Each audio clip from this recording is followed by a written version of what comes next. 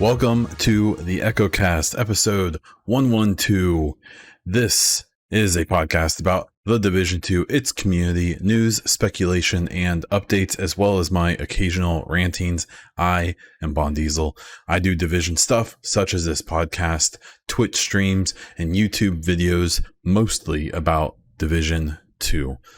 Please take a moment to subscribe to the podcast and rate the podcast on whatever platform you listen to it on. It helps me get noticed, and it helps me, just keep doing this show.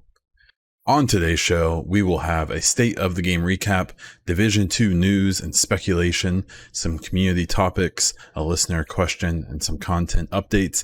I will give you a heads up now that after the ad break, and I will announce it again, I am going to have some really big spoilers that came out in a leak this week. So if you are not wanting to get involved in that, or you want to try to avoid them and get surprised here in the coming months, feel free to skip it. I totally understand. But just as an early heads up, after the ad break, there'll be some spoilers. I will announce it again at that time. Thank you to this month's Patreon supporters: Hassan, Christian, Darren, Dale, Justin, Jimmy, Tim, PK, and DJ. If you would like to support this podcast or my other content, such as my stream and the Xbox Dadcast, check out patreon.com/theechocast. Okay, we will start with the state of the game recap. I will essentially just read through what we had. I'll highlight and talk about a few of the things, and then we will hit that mid-roll and get on to the juicy stuff. On today's state of the game, we had Hamish, Bruce, and Yannick talking about the PTS and some other relevant topics. They talked about how on yesterday, they had a patch to fix some bugs and other minor issues. They are aware that there's some ongoing raid issues with delta errors and disconnects. They are also asking people, especially with that raid issue, to record which error code they get, the time it happened locally, your ISP, who was in your group, and what region you were in. They talked a good amount about Title Update 10's PTS Phase 1. They talked about how it is actually going to end tomorrow on Thursday, and they will start Phase 2 of the PTS on Friday. There'll be about a 24-hour gap where there won't be a PTS active. They basically confirmed, essentially, that there will be a Phase 3 of the PTS, and that it will be kind of with all of the final changes in at once to, I guess, have one more pass through and make sure it feels good. I highly suspect that's going to be so they can make sure the raid will go off mostly without a hitch. They obviously found some issues with Foundry Bulwark, the new set. If you have paid attention to social media at all, you'll know that people were essentially invulnerable. It was due to an error with how they calculated the healing and damage dealt, combined with an issue with PvP, where PvP damage between players is scaled back considerably, and because of the way that gear set works, it basically made you so you couldn't die. They talked about how all the weapons have been boosted. We talked about that last week, but they are having trouble right now judging how that's affected PvP, because, as I've said before, the PTS is imperfect, and if you find OP gear in the PTS, you should note that, say why it's OP, and then move on. Instead, people use it like a demo, and so apparently a lot, if not most people, are using the bug set to just troll each other in the DZ because they can't die. So PvP progress hasn't been recorded perfectly, and they are hoping that phase 2 and I assume phase 3 will give them more PvP feedback. Bruce specifically asked that if you have feedback, that it's very welcome to definitely give it, but to make sure to make a case, and we'll talk about that in a moment. They noted that there are people who are saying that they feel like the game feels too easy, that the changes have lowered the difficulty too much.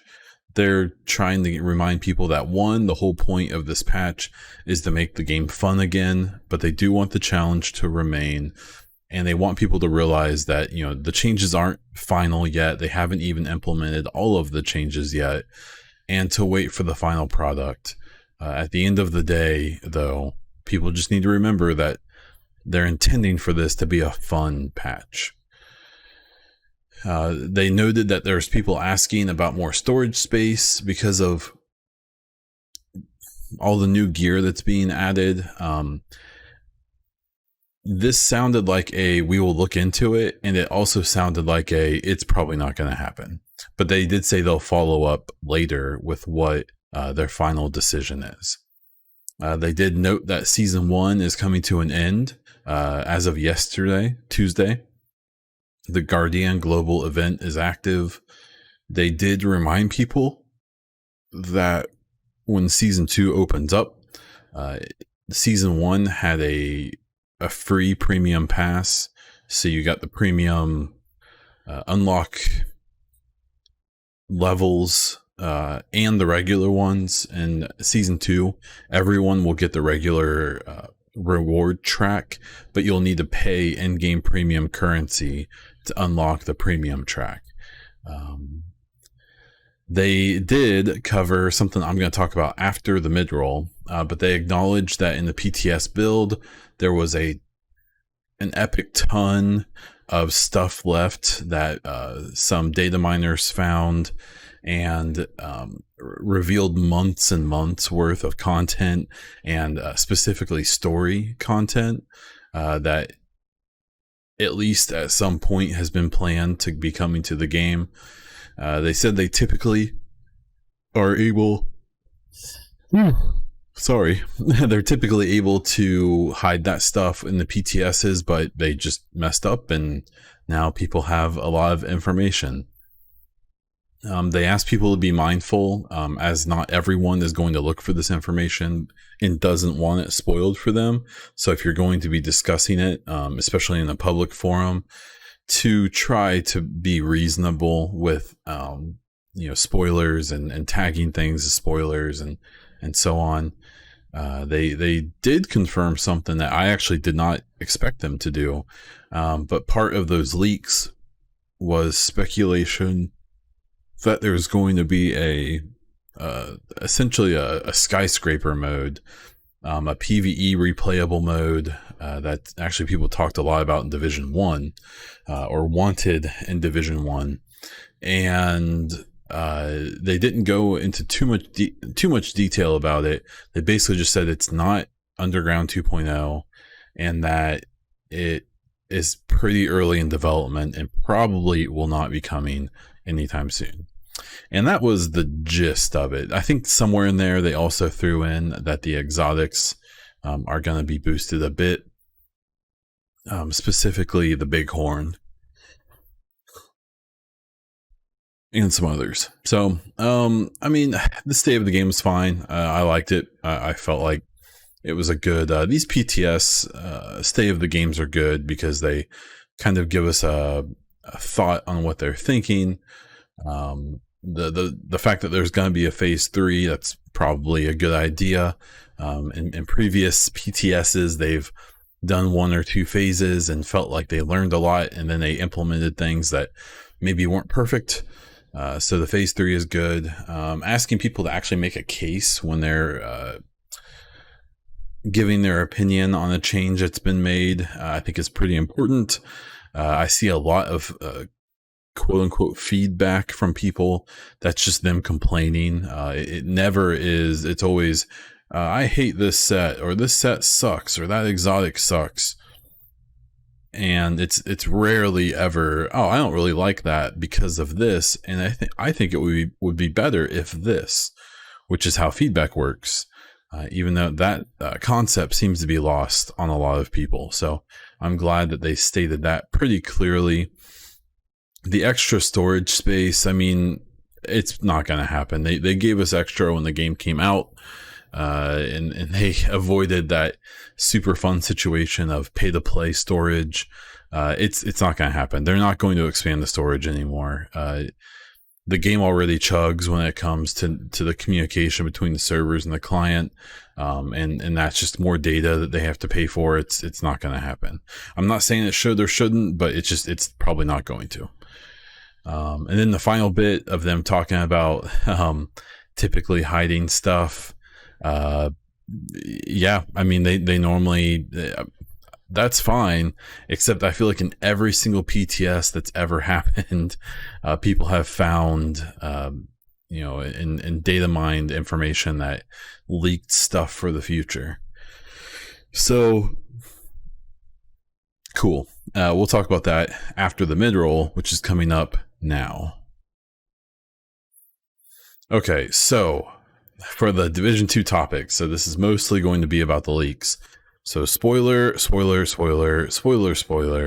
I'm going to be detailing the information that we got. I'm going to go through it quickly, and then I'm going to open up the actual document that I have kind of everything summarized. So here's your warning. Everything after this will be spoilers until... well, actually, I'll drop this information first. So no spoilers here. I did confirm with Yannick, an article I read last week, that there will not be a next-gen patch, quote-unquote, for Division 2 for the PS5 and Xbox Series X. But now that we know more about the systems, what I think is still probably open is the idea that they may allow those systems to choose like a performance or a graphics mode. And so we'll have to see if they do anything with that. But Division 1 had a patch just for the One X and the PS4 Pro. A patch like that won't happen with Division 2 for the new systems, but they don't really need to happen because like the 4K textures are already in the game. So like, I still don't think this is necessarily them saying, the new systems won't have any improvement. But for now, we know for a fact there will not be like a patch just for them. Okay, now super duper spoilers. Okay, so we found out who the manhunt targets and a bunch of other information about season 2, 3, and 4. These also leaked some information about that skyscraper DLC or mode or whatever that we've now had confirmed. So I'm going to briefly go through the information we got, and then I'm going to do a deep dive on it, and then I'm going to talk about what I think it means for the future of the game and the story and so on. So season 2, the manhunt target, the main one, is going to be Hornet. And essentially there's some explanation that after you took his watch and after they escaped with Chernenko, I think it was Chernenko,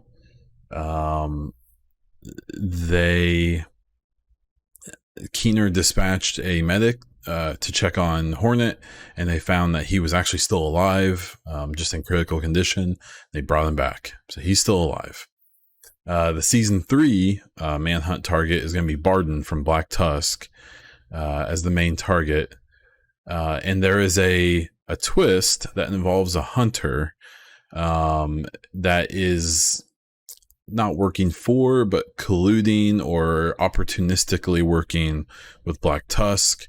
And then season 4 is Fei Lao is the manhunt target, but there's a twist at the end, and here's the extra spoiler warning in case you didn't already need it.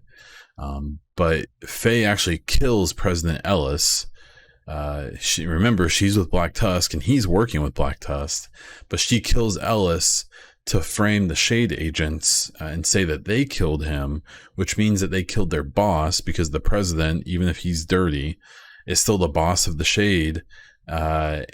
And there's in the files that they found, there's no actual indication that Faye is actually killed. So I'll dive into a few more of the details. So for season 2 in Hornet, there's this backstory that Hornet and Keener were in the military together and have a deeper relationship. Keener kind of has used everyone so far in this game that he's interacted with, but they kind of paint a picture that him and Hornet actually had like a mutual respect and like a real friendship. They talk about how there is the ex-field surgeon who saves Hornet after the Russian consulate mission was called Termite. That'll be one of the 4 lieutenants that you hunt in season 2. They actually were able to revive Hornet because his heart had stopped, but they were able to bring him back. They talk about how so Hornet, his mission is going to be in DC to recruit Outcast for them to use as foot soldiers for their future operations. There's a big thing kind of talking about the friendship between Keener and Hornet, and how before this whole thing even started, Hornet promised to carry on Keener's legacy if anything would happen to him. They talk about how during Jupiter's manhunt, Hornet found 4 rogue agents to work with him, including Termite. And there's another one called the Huntsman, who's actually the former Shade recruiter who actually approved Keener to be a Shade agent. There's this note in there that all 5 of the agents will be equipped with Keener's Eclipse virus. So they're, I assume, whatever the new mechanic in Hornet's like final mission, when you finally kill Hornet, will probably involve that gas in some capacity. Hornet's final mission will be at Tidal Basin, and the Outcast will be, the foot troops. There will be a bunch of leftover Black Tusk. I guess the story is going to indicate that the Black Tusk have pulled out after the events of Warlords of New York, but that's where Hornet holds up with his troops. The final mission, will end on the hovercraft, and there's some talk about how it's going to involve the Eclipse virus and also a hacked Warhound that will help you. That seems a little bit crazy, but and then the reward, the skill mod, will be a repair trap.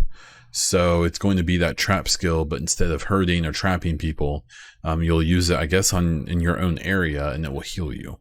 So that's season 2. So for season 3, Barden from Black Tusk will be the target. I've already seen a few people say like, oh, that sucks. He actually seems fairly reasonable. He's just doing his job, but he doesn't seem like cuckoo like some of the other ones that we're dealing with. And he's a very, very high ranking Black Tusk person. But it sounds like season 3 is going to get a little bit wacky. So the Black Tusk obviously doesn't like the rogue agents, but they realize that they're a useful asset if they can recruit them. So the 4 lieutenants that you'll hunt for the season 3 will be rogues that Barden has recruited. And let's see, they will lead us to him. After you kill all 4 of his lieutenants, you'll get an intercepted message that he has contacted Fei Lao to meet her at Coney Island in the amusement park. And she alludes that she has a secret plan that she won't say over the air, but to meet her there. So obviously the Shade agents go there to hunt Barden and maybe even get Faye. And this is when so it seems like when you arrive, you will overhear radio transmissions that make you realize that Barden has recruited a hunter to come to the park and take care of any Shade agents that or take care of you specifically.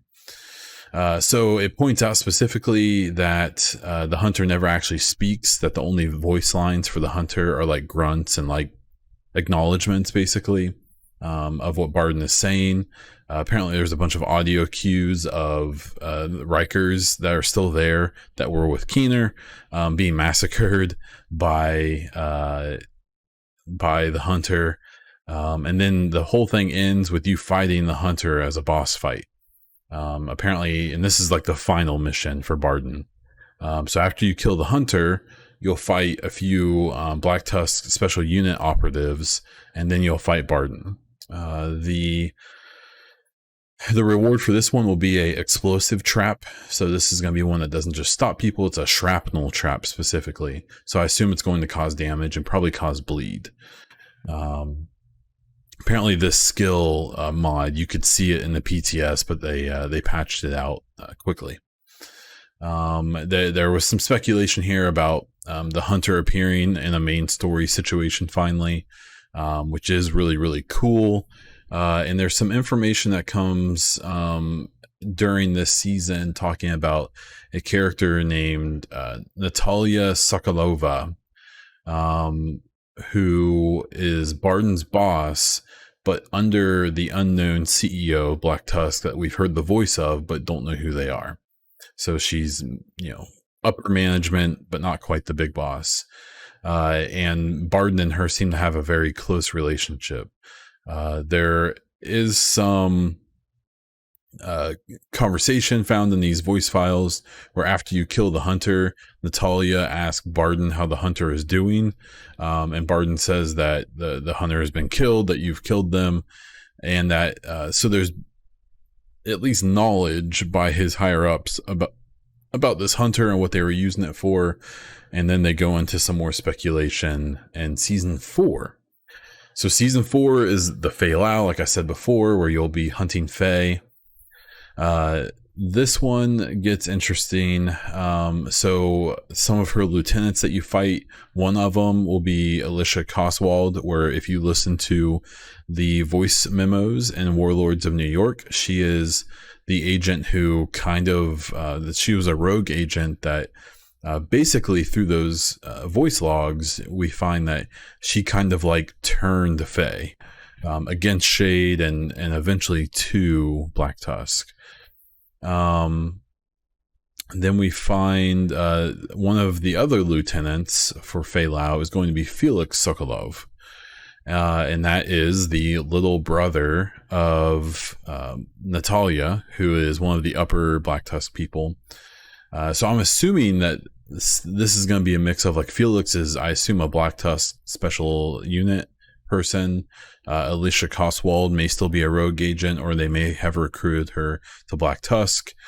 So I'm assuming these Black Tusk special unit people are going to kind of behave from a game AI perspective, kind of like a hunter or like a rogue agent. One thing that they point out that there's a whole bunch of backstory that gets brought up about Natalia and Felix Sokolova.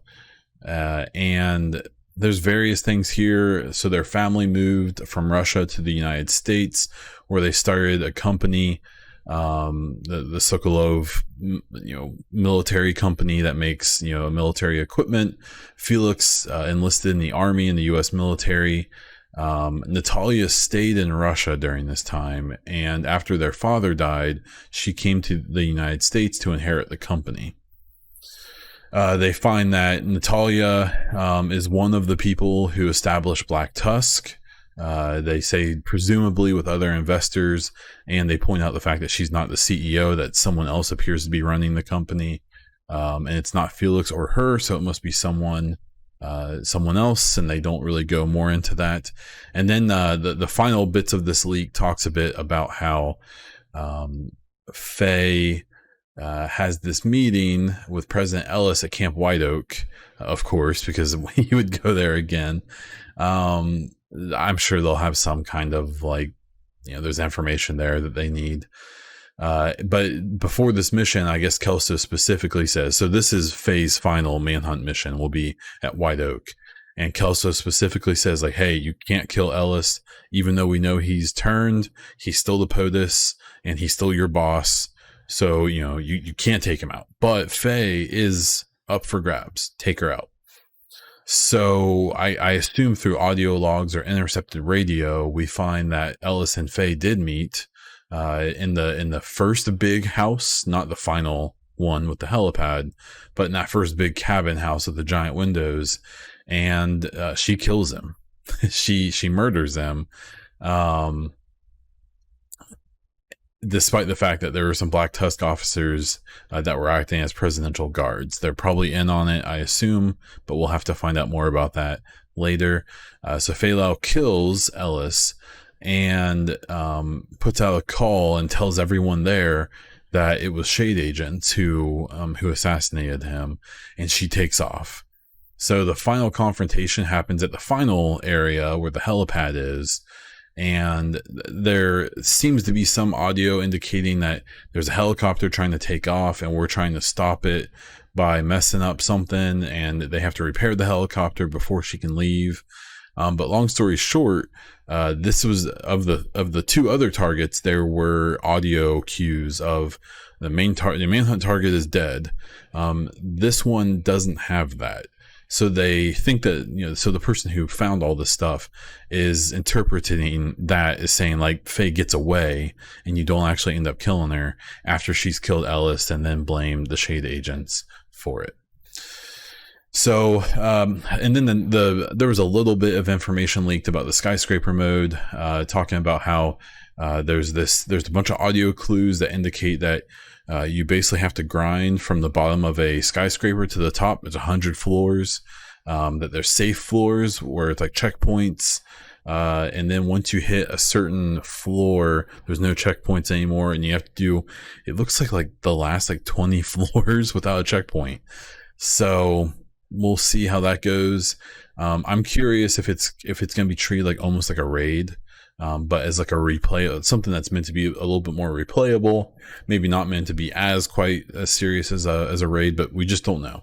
We know it's a thing because they did confirm it during State of the Game, and that's about it.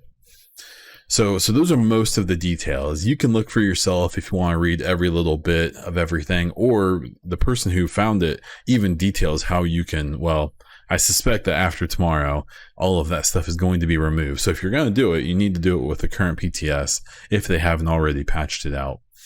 But I think this leads some conversation to what this means for the future. So the first thing I think of is what does this mean for a season 5? So my guess is that there will not be a season 5. I think that season 4 will be the final one of Division 2.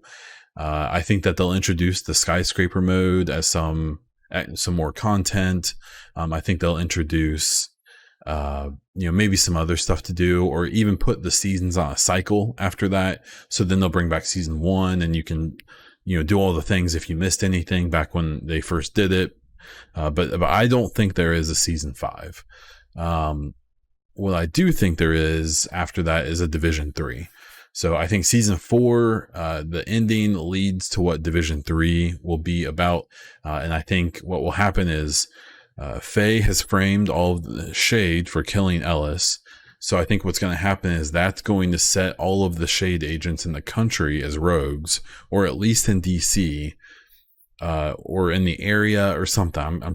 I think that your character is going to become a rogue. I think that's going to set you as a rogue and Kelso as a rogue. And what I think is going to happen is we're going to find that Division 3 is going to be us, essentially trying to reestablish ourselves as the good guys. There's conversation to be had whether or not the agents have ever been the good guys, but the better guys than BTSU. There's also some thought to the idea of, that if the agents are marked rogue, they won't be able to use Isaac anymore for all of the information gathering that they need. So what I think is going to happen is we had that brief interaction with the rogue Shade system, Anna, made by Keener, which is in the watch that our agent currently has. And I think that we're going to end up finding out that we're going to use Anna in Division 3 until we can reestablish ourselves as cleared rogues or whatever. So I think that's I think they're trying to set up, and what this is all going to lead to is what they're going to make Division 3, where they're going to, there's always been this thought that they were going to figure out how to paint the shade agents as, I think you can already paint them as maybe not the best guys, but that someone was going to figure out a way to make them the bad guys. And there's no one better to know how to do that than Fei Lao. And there's actually hints to this, if you think about it, from people in the Warlords of New York story, where they're saying like, hey, we don't want to work with her. She's a loose cannon. She's gone off the deep end. And when you find out that her sister got killed because things weren't going very well after the events of Division 1 in New York City. And I think this all kind of leads to this idea that she's basically taking them down, and that's going to be Division 3. And I at this point I'm like 99% confident that that's how this is going to roll, which is fine. I think that's cool. What I'm curious about is that this content, if it releases in a similar time frame as season 1, I would say this is the next 9 to 10 months of content. So if I'm just looking at a calendar, see 1, 2, 3, 4, 5, 6, 7, 8, 9, 10. So that would put this content, basically this Fei Lao mission, happening at the end of March 2021. I don't think there would be a Division 3, only it'd be 3 years. So maybe that's when Division 3 comes out. Maybe they really do have content from one to the next. I mean, it's possible. It's also possible but that's when they would announce a Division 3, to come out in 2022. I'm pretty certain there's Division 3 coming, because it's just made a ton of money, and the idea of a Division 3, I can't acknowledge, some ideas I've heard that had to be left on cutting room floors with Division because of the current consoles. The Xbox One and the base PS4, there's just stuff that these systems were never going to allow this game to do that the new systems would. And a game that comes out in 2021 or 2022 especially can go full next gen for the consoles, which then means that the PC hardware and all that, they can just do more. There's things that they don't have to cut. They can make things bigger, better looking, all of that. And so I think that this whole thing sets up something interesting happening in March of 2021. More likely a announcement, maybe something else, but I don't think they would release a game 2 years later. I suspect 2022 is way more likely. And that's it. So there's all of that. If you've listened to it, thanks for bearing with me. Like I said, I do suggest you looking for some of the stuff yourself. And if you want to get real creative, and if it's still in there, looking for all the audio logs and stuff. One thing to keep in mind is that any of this could change. Apparently, a good number of the lines, I think all of Fei's, were voice to speech, or were text to speech, which I never thought about that they would do as placeholders until they can get the voice actor, who's actually one of the stars of the show The Rookie. The chick who's on there is the voice of Fei Lao. But some of the voices were already recorded. So I think Kelso was already recorded and things like that. So once things are recorded, they're probably fairly set in stone, but obviously stuff can be cut at any time. So, all of this stuff, none of it's guaranteed. Honestly, the only thing that really seems guaranteed now is the skyscraper thing. And we don't really know that much about that. And I am glad that they kind of said, hey, like, this isn't Underground 2.0. It's going to be something different, because it's something I've been saying every single time I see people saying like, oh, I want survival, I want Underground 2.0. My response is always, one, people should have played it if they wanted those things, because people didn't. I know it was a cult hit. I know that me and a bunch of other people who were like hardcore fans really did enjoy those and played them a lot, but most people didn't. and if you don't play it, they're not going to make it again. So I'm glad that they're sticking with that idea of like, this isn't just going to be underground in Division 2. It's going to be a new thing, which is what I've been asking for this whole time. What I didn't want was just nothing like what we got, essentially no new modes. I'm glad that something is coming, and I hope that that's just a hint. I hope that there's more even beyond that. They claim that there's still PvE content that's not season related coming. So I wouldn't be surprised if there will be some new missions, maybe some new areas. I'd be kind of surprised. That seems less likely. But I do think that there's going to be more missions coming, maybe even classified assignments or like side mission type content. We'll have to wait and see. The last bit about this whole thing is I do think that the inclusion of the hunters is interesting. What bums me out about it is that it seems like it's almost certainly going down the path of, oh, the hunters are Russians, those daggone Ruskies, which, like, that's fine, I guess. It's just like the laziest explanation in my opinion, but you know, maybe I'm wrong. We'll have to wait and see. Okay, so I'm not going to bother with community topics this time. I've been talking a lot. I did get one listener question from 8-Bit Eclipse on my Discord that says, with all of the high-tech gadgets at our disposal, Isaac, drones, turrets, etc., why are agents still using a flare gun? So I think that's fairly well explained. So in the DZ, to call in an extraction, use a red flare.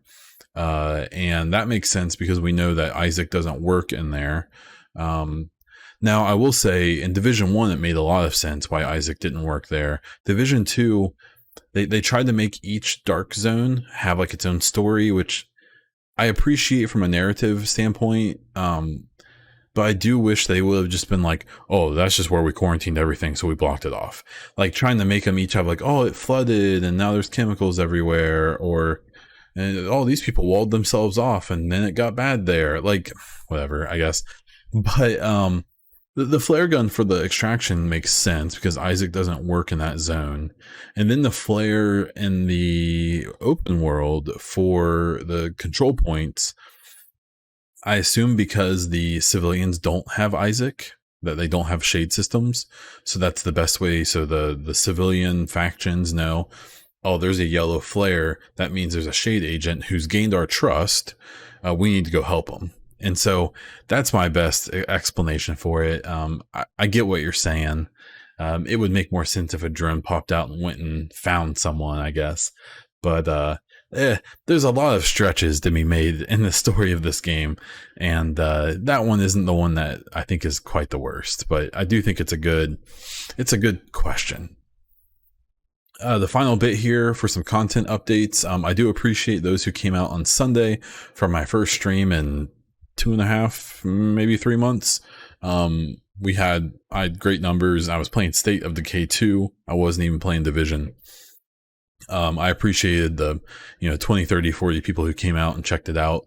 That's back to my regular numbers. So, we're not going partner anytime soon, but I felt the love and a lot of really fun chat. Baby Diesel made an appearance per usual, and it was a lot of fun. So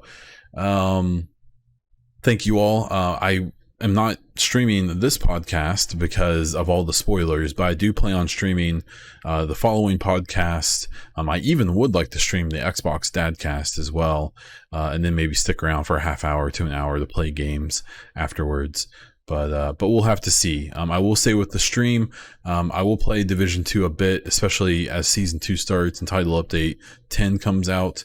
I'm really stuck on State of Decay 2, and I probably will be for a while. I've really fallen for that game. I started Titanfall 2's main story, and I would like to play that on stream a bit. And Escape from Tarkov is about to have their my first wipe since I've played the game. I kind of stopped caring about that game a few months ago, but when they wipe, I just got too far behind.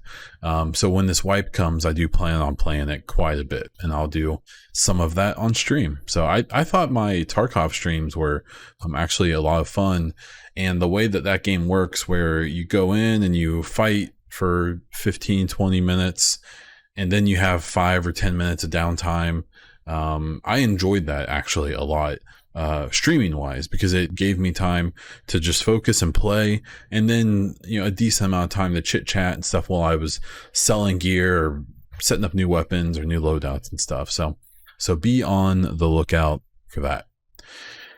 And that's it. So we will wrap this thing up. If you have your own questions, feel free to ask in any of the places I give you the opportunity to ask. If you have any thoughts on all these leaks and what that might mean, you can post it in my Discord. I do ask people to mark things as spoilers. I may need to make a spoiler room in my Discord. We'll have to wait and see. And yeah, so check me out on Twitch. It's twitch.tv/BonDiesel. You can also check me out on Twitter as @BonDiesel, and the podcast as @the EchoCast. If you want some cool division themed EchoCast or BonDiesel merch, check out bondiesel.live/merch. That's all I have. So until next time.